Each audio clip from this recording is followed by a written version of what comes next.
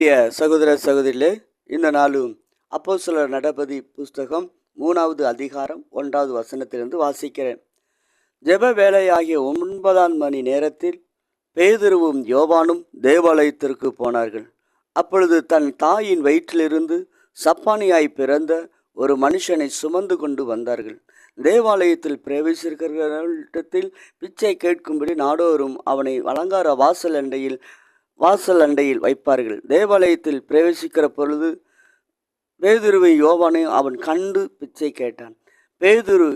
பேதுருவும் யோவானும் அவனை உற்று பார்த்து, எங்களை நோக்கி பார் என்றார்கள். அவன் அவர்களிடத்தில் ஏதாகிலும் கிடைக்கும் என்று எண்ணி அவர்களை நோக்கி பார்த்தான். அப்பொழுது பேதுரு, வெள்ளியும் பொன்னும் என்னிடத்தில் இல்லை, உனக்கு என்னிடத்தில் உள்ளதை உனக்கு தருகிறேன், நசரேயனாகிய இயேசுவின் நாமத்தினாலே எழுந்து நட என்று சொல்லி வலது கையினால் அவனை பிடித்து தூக்கிவிட்டான். உடனே அவனுடைய கால்கள் கரடுகள் பலன் கொண்டது. அவன் குதித்து எழுந்து நின்று நடந்து குதித்து தேவனை துதித்து கொண்டு அவர்களோடு கூட தேவாலயத்துக்கு பிரவேசித்தான்.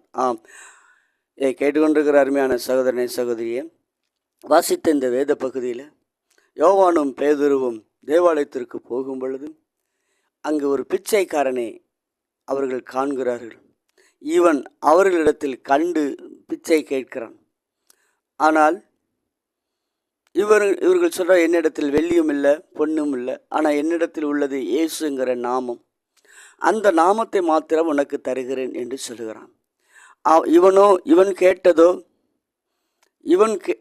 அவர்களிடத்தில் கேட்டதோ இன்றைக்குள்ள பிழப்புக்கு ஏதாவது கிடைக்குமா, ஏதாவது சாப்பாட்டு கிடைக்குமா? ஆனால் அதைவிட மேலானவைகளை, இவன் எண்ணி பார்க்காத மேலானவைகளை தேவன் அவனுக்கு இவர்கள் நிமித்தம் கட்டளையிட்டான். அவன் எழும்பி நடந்தான், சொஸ்தமா நடந்த அந்த மனிதனுடைய வயது 40 என்று சொல்லப்படுகிறது. 40 வயது யாராலும் குணமாக்க முடியாத வியாதியை சீசர்களை கொண்டு கர்த்தர் சுகமாக்கினார்.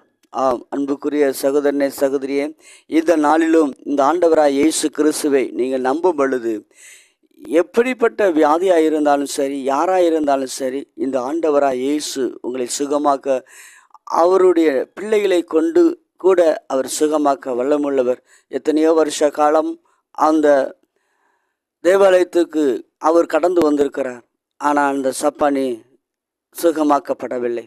ஆனால் பேதுருவும் யோவானும் தேவாலயத்திற்கு ஜெபிக்க போகும் பொழுது அந்த இடத்துல இவனை கண்டு பிச்சை கேட்டான். அந்த கேட்ட இடத்துல அவர்களுக்கு